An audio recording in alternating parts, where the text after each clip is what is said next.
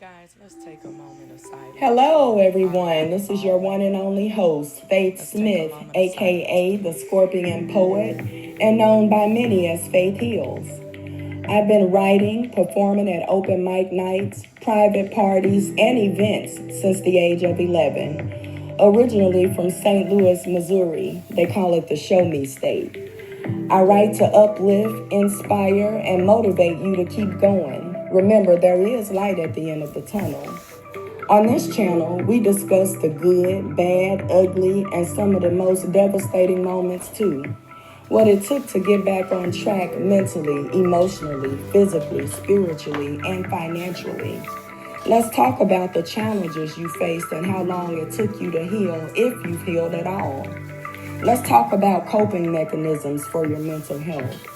Let's talk about those sleepless nights, breaking points, the importance of having a support system, the importance of self-care, the importance of being happy alone prior to trying to be happy with someone else, the importance of knowing how to love and how to be loved.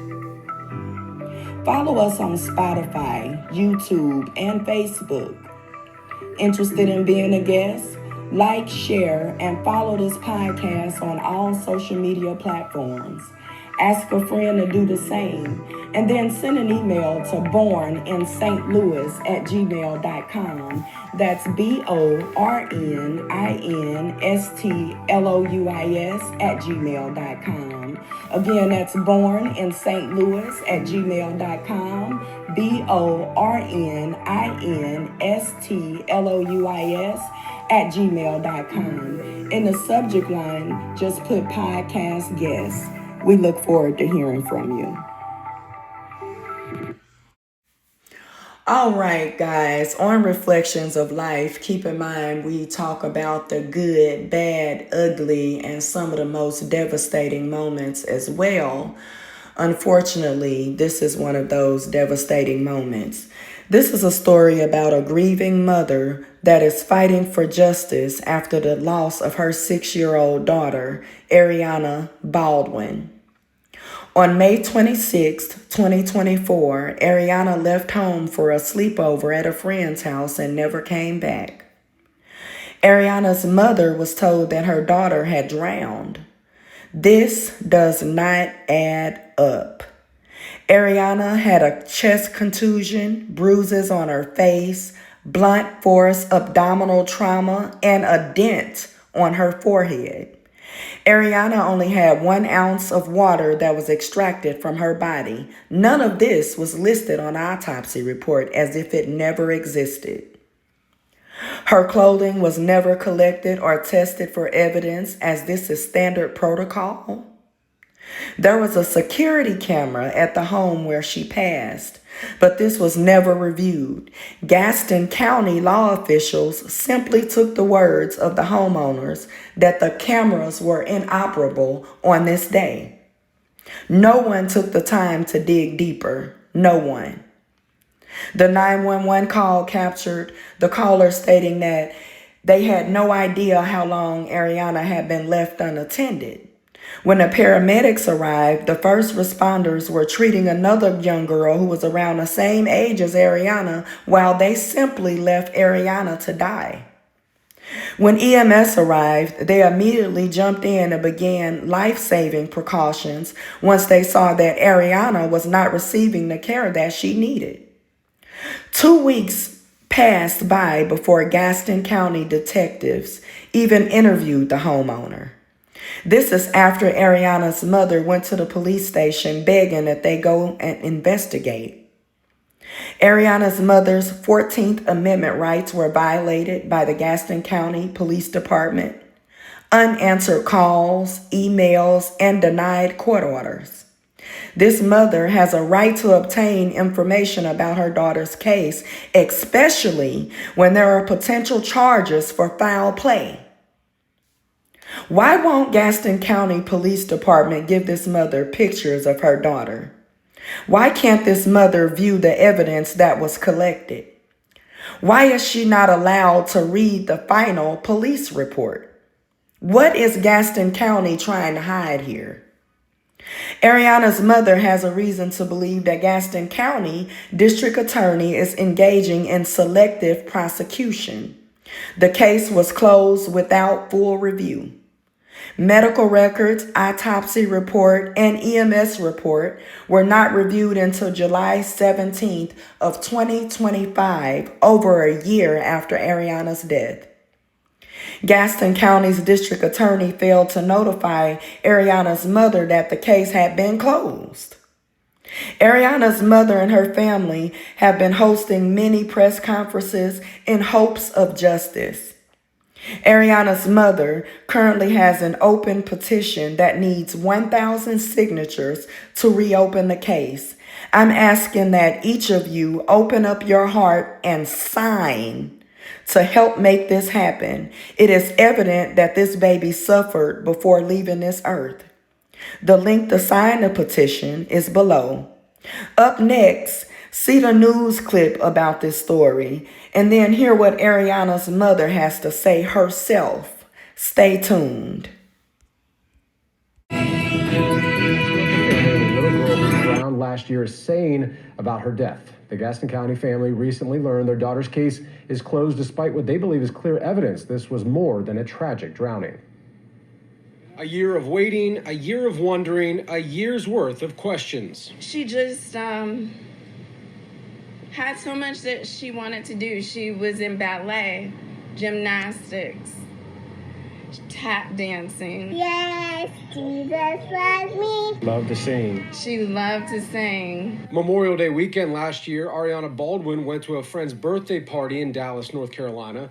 The home on Ike Lynch Road had a pool.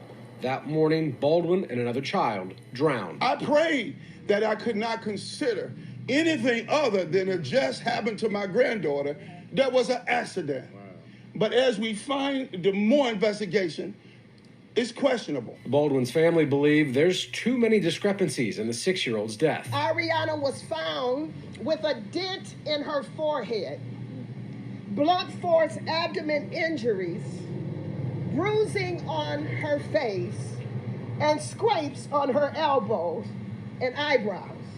Signs of trauma that were overlooked, ignored, and never investigated. Now, the family says in the autopsy and the EMS report, there's no mention of the little girl's hair or clothes being wet, or water in the ears or the nose, signs typically associated with drownings. We have it all here now, requesting a court order that they release every document that's dealing with my granddaughter's death. Well, the family says the Gaston County Police Department told them earlier this month Ariana's case was closed, and now they want the state and the DOJ to reopen it. She was more than amazing. And Gaston County failed us. I mean, guys, this is just devastating. One thing the family still hasn't been able to receive is Ariana's clothing. Listen to what the grandmother has to say. That the clothes were there on our first interview with them a year or so later. And she said Dee was able to get them like 3 or 4 days afterwards. But then she told us, after we did the press conference, she told us that the clothes went with the medical examiner. And then the medical examiner documented that the clothes went to the funeral home. The funeral home said they never received the clothes. So we know it's some evidence on those clothes and they're destroyed. I mean, guys, this is a murder that has been covered up and justified as a drowning. A case closed with no investigation. A mother, a grieving mother, who has not received any justice whatsoever for her daughter. Listen to Ariana's mom herself when being asked, how are you coping with day-to-day life? Listen to what she has to say, guys. So one of the interview questions was, how do you cope, especially with your day-to-day activities? And Now, as a prime example, I am currently supposed to be eating at a restaurant with a friend for brunch, and I randomly broke up crying to the point where I had to come outside and get myself together because I just burst out crying randomly. So day to day, it's difficult. It's a struggle. It's not easy. It's something that will never go away. The pain that I have in my heart, the trauma that this whole experience has caused, it lingers and it doesn't go away just because I'm out in public. And it's not something that I can control. It's something that can randomly occur where grief just comes over me and it can attack at any moment. Guys, let's have a moment of silence for Ariana.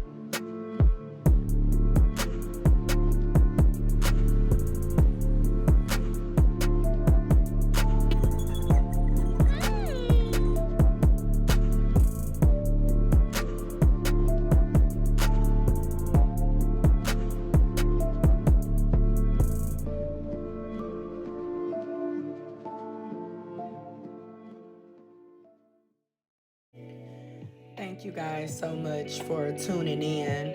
Again, the link to sign the petition is posted below.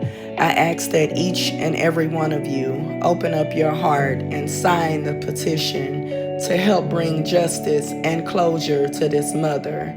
I ask that you subscribe, share, and ask a friend to do the same to get this story out there. You are very much appreciated. And that is it for this week's episode of Reflections of Life. Thank you for tuning in. Don't forget to share and tell someone else about the show. Remember, we talk about the good, bad, ugly, and some of the most devastating moments also. No topic is off limits here. We are reflecting on life and making comebacks together. Don't forget to subscribe, share, and hit that like button. We'd love to hear from you. Feel free to leave a comment below. If you're interested in being a guest, like, share, and follow this podcast on all social media platforms. Ask a friend to do the same, and then send an email to borninstlouis@gmail.com. That's BORNINSTLOUIS@gmail.com. Again, that's BORNINSTLOUIS@gmail.com. In that subject line, just put podcast guest. Again, thank you for tuning in. Until next time.